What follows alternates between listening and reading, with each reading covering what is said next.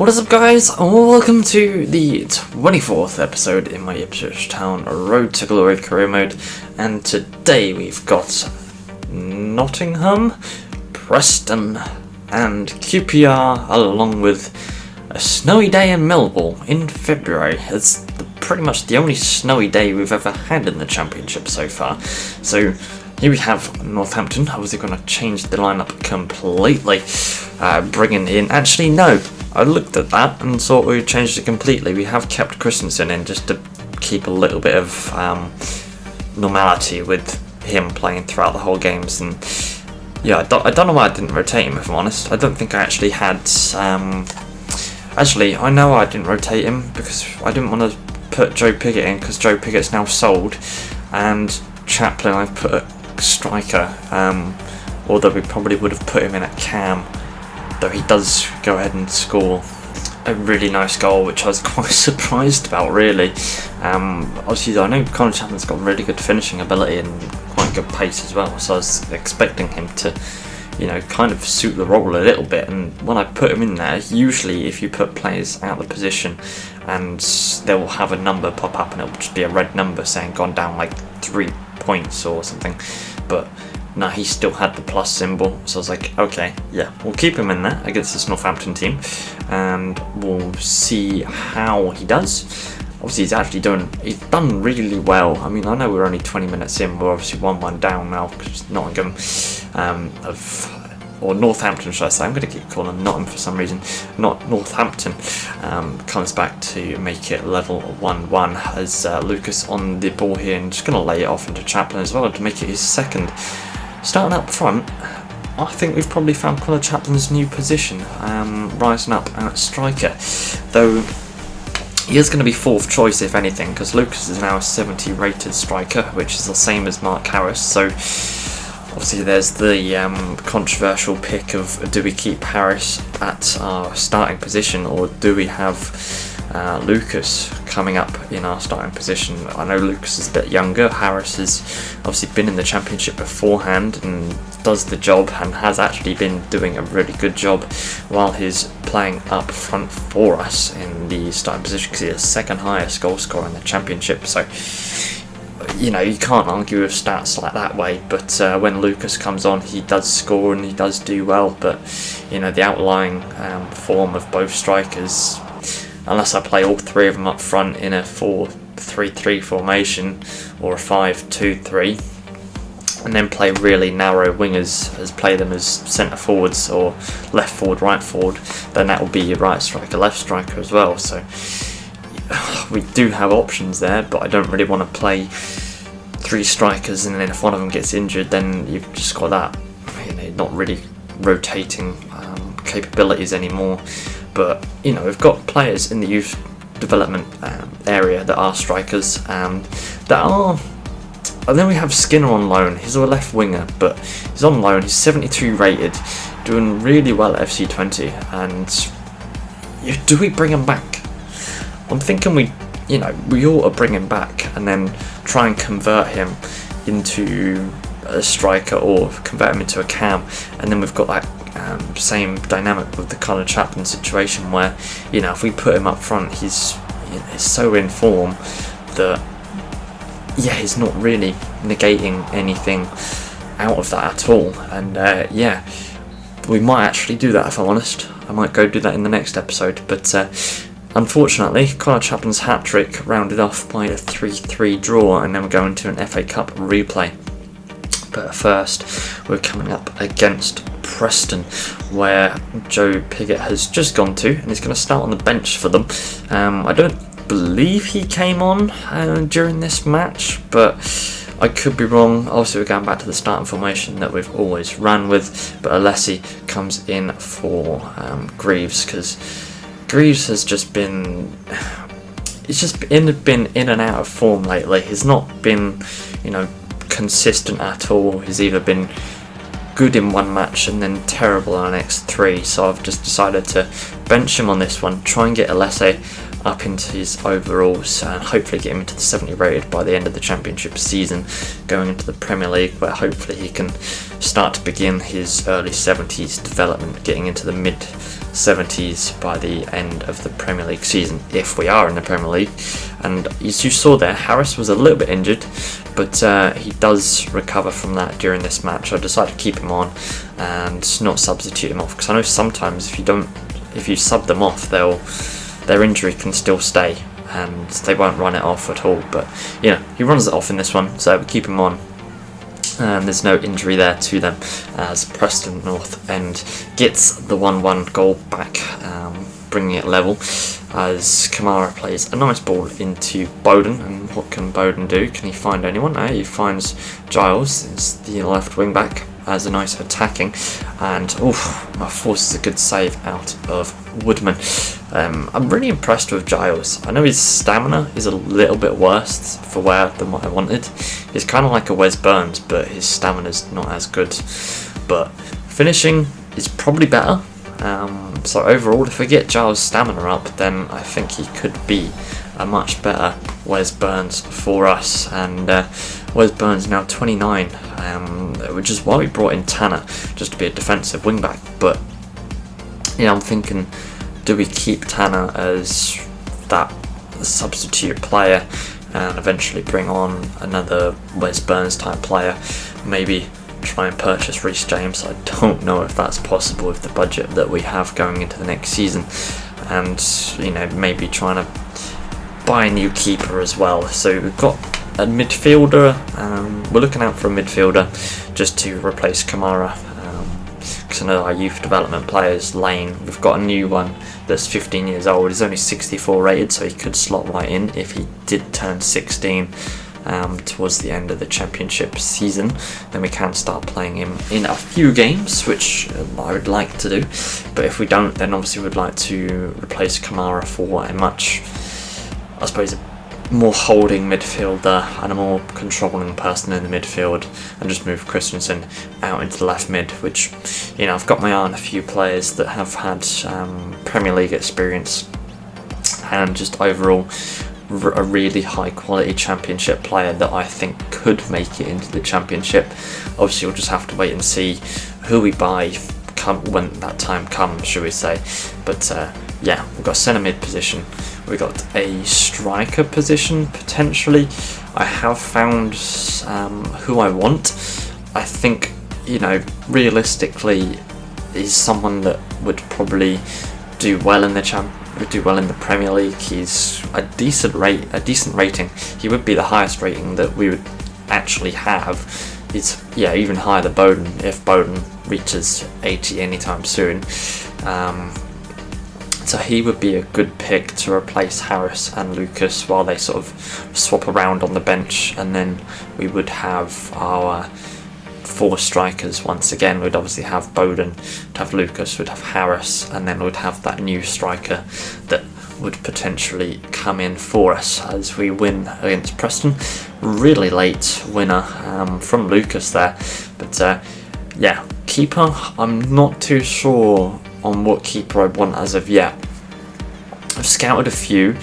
They have come around the same overall as Danny Ward, so I'm not too sure. I might keep scouting a few keepers just to see, you know, if we can get an 80 rated keeper for the Premier League season, which would be really nice, or at least a high 70s, like 78, 79.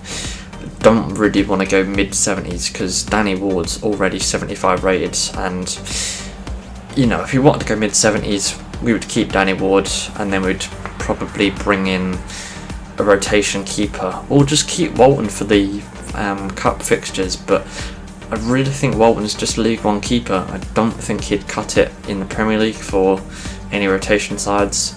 I think cup games, he's done okay as he's doing now. Obviously he let 3 in against Northampton in the first round, the first fixture we've got, and yeah, he's doing okay.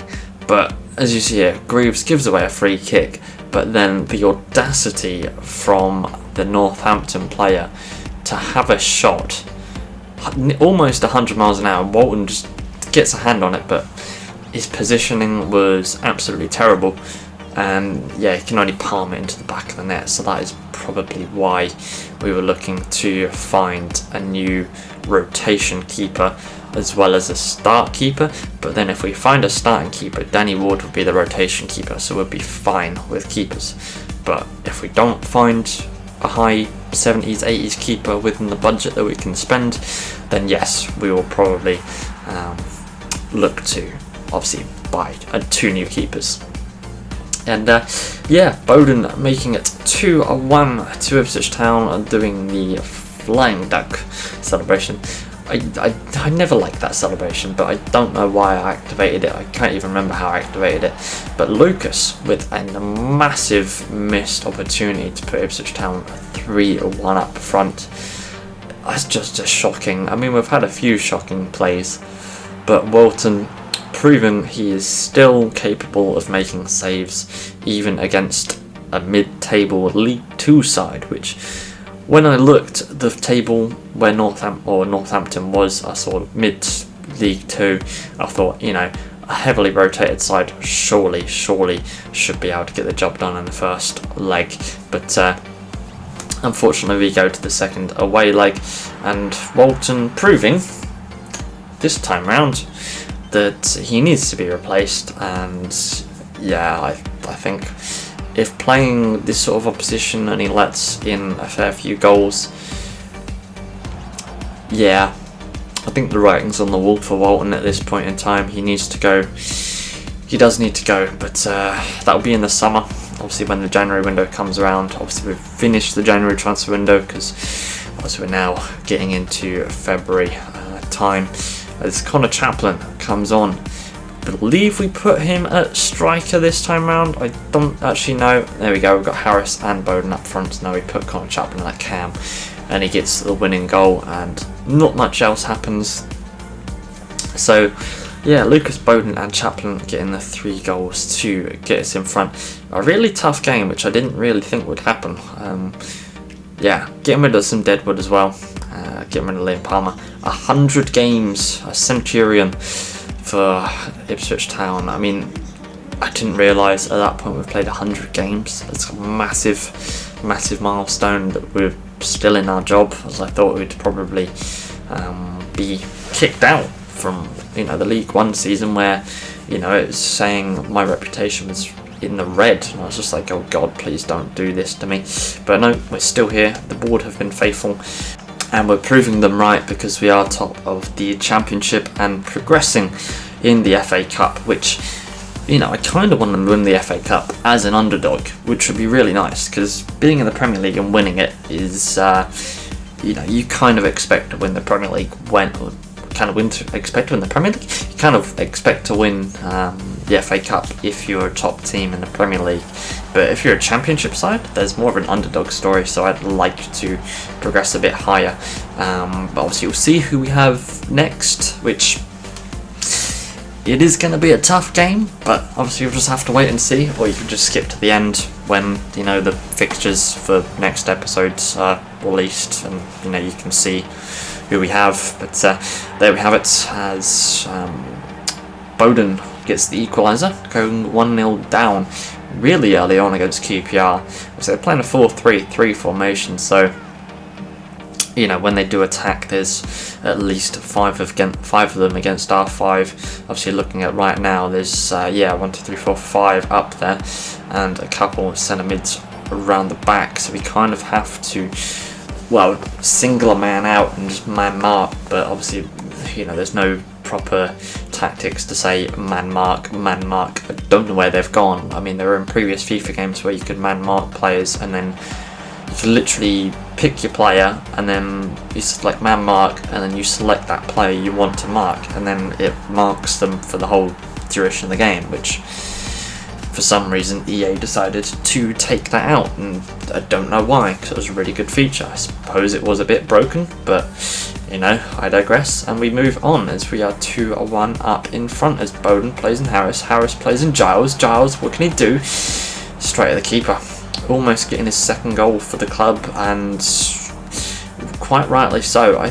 He's definitely a very, very good attacking wing back, which I'm really happy I brought him in. he's a good defensive wing back as well.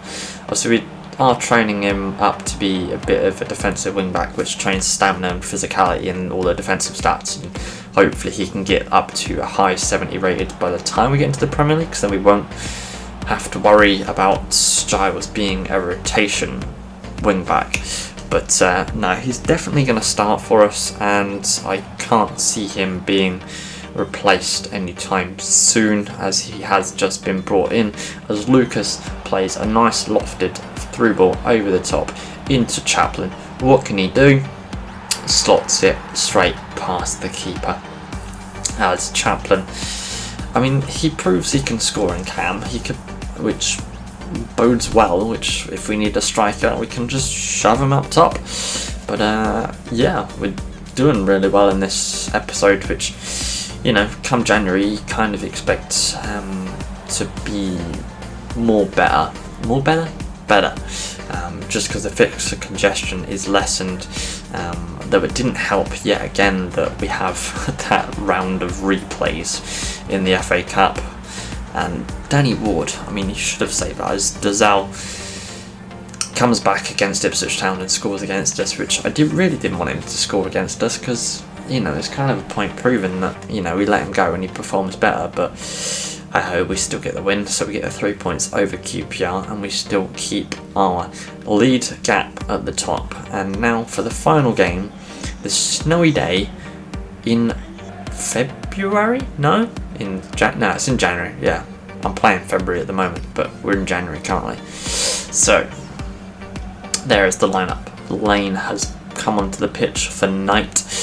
Haven't been too impressed with Knight as of lately. I mean, he's done all right, as Greaves just gets beaten there once again, proving that Greaves really isn't cutting out.